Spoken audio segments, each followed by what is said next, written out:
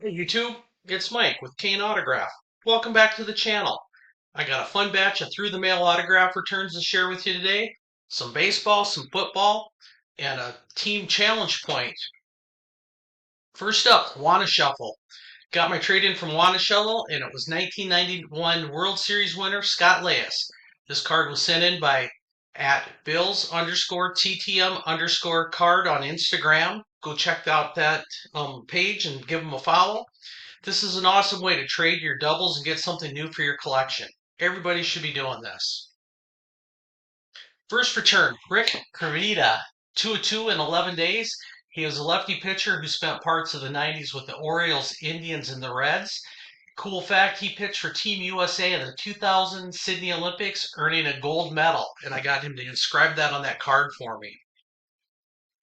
Next up, one of the best TTMers out there, Vern. I got a 4-3 in 11 quick days.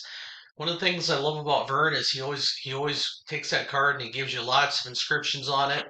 And so I sent these three cards to him, and he even had his son Vance sign the card with it. So that's why it was a 4 of 3. And Vern even threw on an inscription I hadn't seen before. So on the one he put U.S. Army 1951 to 1953. I haven't seen that before. I've seen the World Series champs. I've seen the Cy Young. I've seen the All-Star. Sometimes he'll put that he was comeback player of the year. So really cool to get a great return like this. Another great TTMer, Jim Longberg, 2-2 in 11 days. And he was the Cy Young winner in 1967. And I asked him what memory stands out from that 1967 season, and he says being the winning pitcher October 1st, 1967 at Fenway Park, beating the Twins 5-3, celebrating on the fields with my teammates and the fans. Pretty cool memory. So when I went through my cards, I had this card signed by Pete Ham, and I was hanging on to it for a long time because Pete stopped signing for a while. So if I lost it, I didn't know if I'd be able to replace it. So I saw that Pete started signing again, and I've seen this come through lots of different collectors. So I sent it off to Jim Nettles, and he autographed it for me. He was an outfielder best known for his time with the Twins and the Tigers. Younger brother of Yankees star Greg Nettles, making them one of the rare sibling duels in Major League Baseball. This whole video is just great TTMers because Claude Osteen, he is again one of the great TTMers. He belongs in the TTM Hall of Fame. 11 days, 3 of 3. He was a durable left-handed pitcher from the 60s and 70s, mostly with the Dodgers. He started Game 3 of the 1965 World Series and completed a 3-game shutout. I asked him the question, what stood out to you most about the 1965 World Series?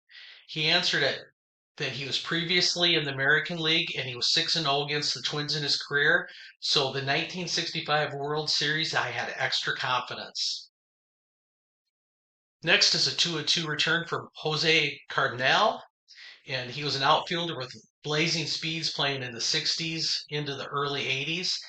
He's known for his personality as much as his plays. He was once refused to play because his eyelids were stuck open after a haircut mishap. I've never heard of that before. Next return, a 1 of 1 in 12 days, $10 fee to Jim Palmer. So I sent this off to the Hall of Famer to give his autograph. I already had Raleigh Fingers and Ron Guidry on there. So pretty cool to have two Hall of Famers on one card. And I think Ron Guidry is in that Hall very good. He just didn't play long enough or have enough games to make the Hall of Fame. But it's turned out beautiful. A lagging card from the baseball team challenge, Mike Pomeraz, a 2-2 on 136 days. Former Twins pitcher turns broadcaster. After playing days, became a popular TV anchor and now works as a studio host for the San Diego Padres. Next return, a 2-2 from Randy Bata in 25 days, and he was a wide receiver for the New England Patriots in the 1970s.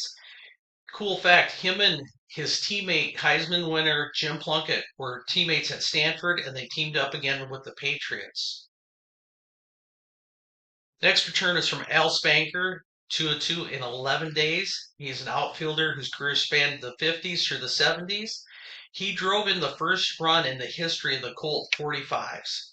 I asked him what memories meant the most to you, He said just being part of a new franchise was very exciting. A 2-2 from Sonny Siebert in 15 days, and I think I paid $5 per card to have him sign that.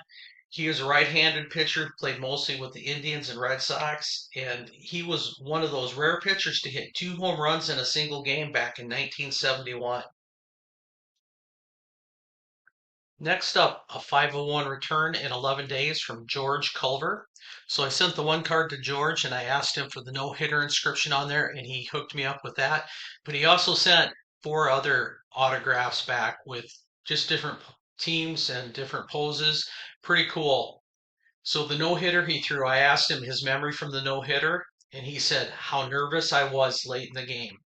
I'd be pretty nervous too if I had a no hitter going on. Next up, John Snellick, a 101 in 12 days. And John was a catcher who played parts of the 1965 season with the Minnesota Twins, primarily used as a backup and defensive specialist during his short major league career.